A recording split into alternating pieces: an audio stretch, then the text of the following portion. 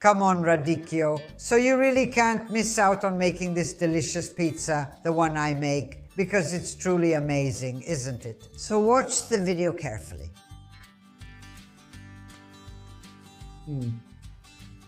Let's start by preparing a pizza dough, but with something extra. This is a special pizza that I've been making for a long time, and I want to share it with you. So let's start by putting the flour in the bowl.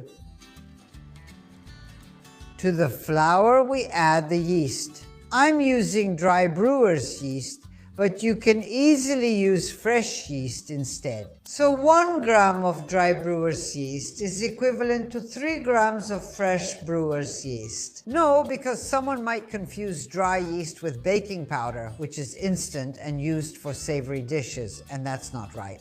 That said, let's continue with our preparation. Let's add some Parmigiano, some Pecorino, grated cheese. If you don't like it, you can easily replace it with just Parmigiano, right?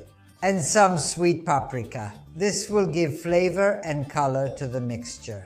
Trust me, let's mix all the dry ingredients together, here we go, and make a little well. In the well, we add room temperature water, the oil, and now with a spoon, we start mixing. And now,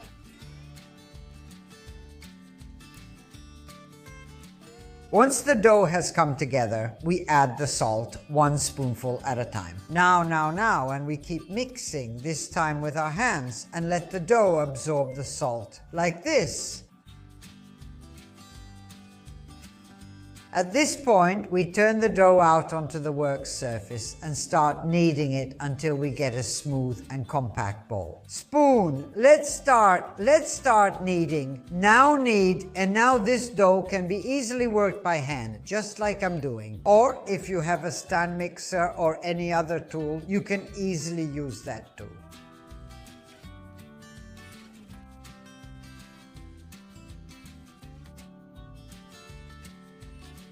And here it is. And our dough ball is nice, smooth and soft. And special. So this dough ball weighs about 500 to 520 grams. Now I'll do something. I won't divide it in half, but I'll make 350 and 150. So I'll form the 2 dough balls already prepared, because one will be used for the base and the other to cover. So let's do it like this, more or less. Here we go. Very well. Once this is done,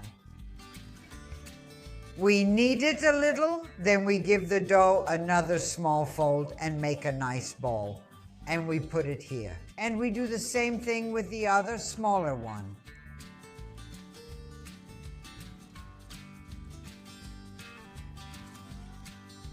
Here we go, and we put it here.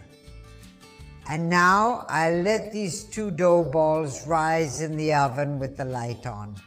All right, without covering them or anything, just as they are. While the dough rises, let's prepare the filling. Look at this beautiful radicchio. This is Treviso radicchio. Now I'll chop it, cut it roughly, and then we'll continue the recipe on the stove.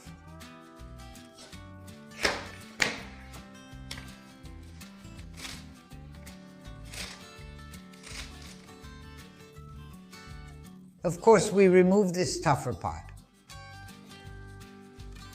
Friends, don't throw this part away, okay? Please, because I'll show you in a short how to use it.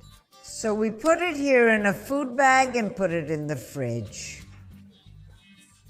Let's put a large pan on the stove, add a drizzle of oil and a clove of garlic, and let it brown gently. Once the oil is fragrant, we add the radicchio, of course washed, and continue with the recipe. Then we chop it, add a bit of salt, cover, and let it stew gently. Enjoy your meal.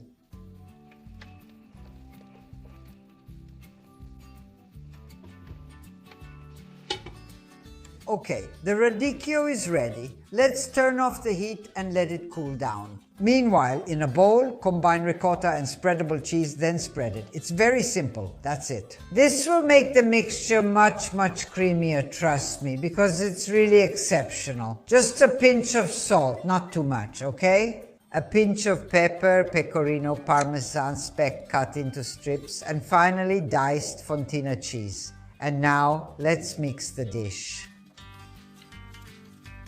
And now let's add the tender radicchio and keep mixing.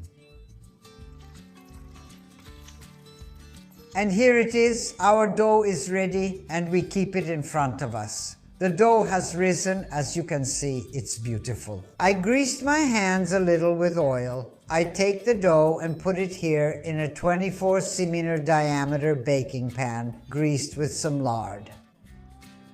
Of course, for those who don't want to use lard, you can use butter or oil instead. And so we spread out our little loaf, gently working up towards the edge like this. And now we pour the mixture inside, spread it out well, and now we cover it with the other piece of dough. Like this, you see, soft, very soft. We stretch it out and lay it on top, arranging it all the way to the edge, like this.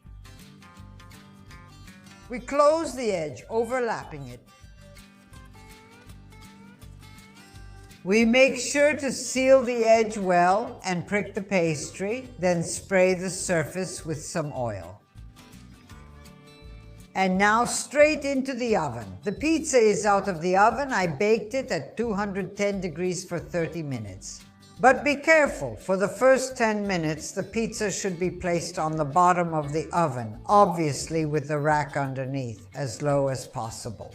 Then after that, we move it to the middle rack and let it finish cooking. And now it's time to taste it.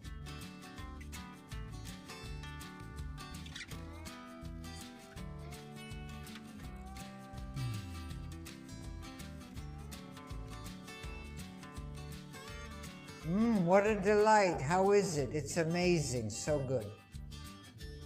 Dear friends, I recommend you try it because it's truly delicious. And with this delicious taste, I say goodbye and send you a hug.